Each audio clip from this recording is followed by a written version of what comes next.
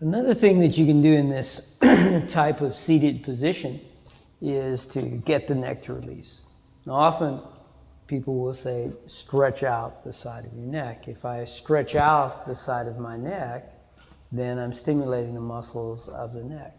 If I only stimulate the muscles of the neck, if I only try to stretch out the side of my neck, and I don't strengthen the muscles that pull the shoulders down, then turns out that the neck will never quite release. So often people will get massage in their neck or stretch their neck, and the tension will go away for a little while. But there won't be a permanent release because we've never strengthened the muscles that oppose the tightening of the neck muscles. Whatever muscles will pull the shoulder away from the neck and create greater length from the base of the skull to the shoulder, those muscles, serratus anterior, perhaps lats, those muscles must get stronger in order to oppose the tension in the neck.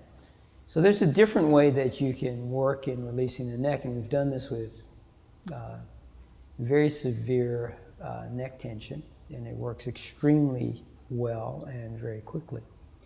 The first thing that you can do is you can take your fingers, touch the opposite side of your neck, and just explore with your fingertips and notice what might be tight. Once you find a tight area for that given day, you might, just depending on your time, you might only work with that given area. I apply pressure. If the muscle is sensitive, then I only hold pressure in that area. I'm not massaging the area, but I hold flat pressure. Flat pressure is like when you're walking on ice. If you slide your feet in any direction walking on ice, you can slip. But if I use flat pressure, pressure going straight down into the ice, then I'm less likely to slip. So the same thing here. I'm using flat pressure against some sensitive area in the muscles of the neck. If I hold that pressure, what you'll find is the tension in that area will slowly begin to release. So I'm sitting here, inhale, expand upper chest. I'll expand the size of the rib cage. And perhaps breathing down into the lower back. And exhale. And I can take a few breaths here. Just holding constant pressure. It doesn't have to be hard pressure. If you get too tired in your hand, you can let up the pressure. Just enough pressure to reveal that the area is sensitive. After a period of time, the neck will release. If at the same time that I'm doing this work, the shoulder is being drawn down away from the head and neck, the shoulder shifting slightly forward, chest arching, and that can facilitate release in the neck. So as the muscles become a little stronger, a little more well-toned, at the underarm, drawing the shoulder down, drawing the shoulder forward, lifting the chest, then the neck will tend to release. So there's a different way you can work. The first procedure was pressure on the neck to get the muscles in the neck to relax.